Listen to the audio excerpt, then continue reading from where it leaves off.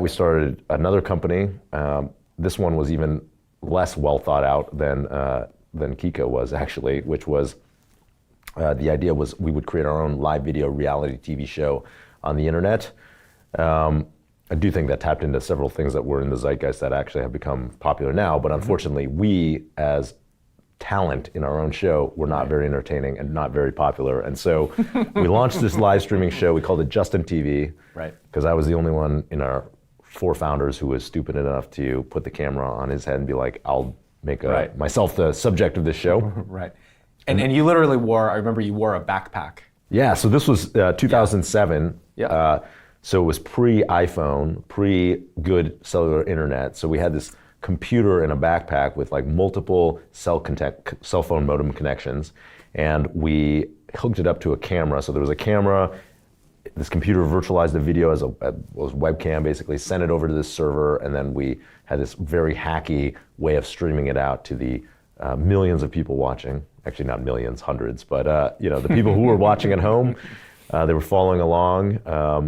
It was actually pretty fun. They could text. We put our number up there. They would text me, usually fairly offensive things actually. But then eventually we launched this show. People started coming because they were like, "What is this guy doing? This is crazy." They were like, "You're very boring. I hate your show, but I want to create my own live video stream. So how are you doing it?" And then the light bulb kind of went off, and we said, "Aha, let's create a live video platform," and that became Justin TV, the platform. And then after that, we ran that for a couple of years, condense it because it's a very long story, but we raised a bunch of money, ran it for a couple of years, hit the nuclear winter of video startups where all the other video startups in Silicon Valley died. We were pretty scrappy and survived on like a ramen budget. Eventually decided we needed to pivot to some new ideas, and from there we incubated a few ideas internally. One of them was a video app called SocialCam, which we spun off and eventually sold to Autodesk, and another one was a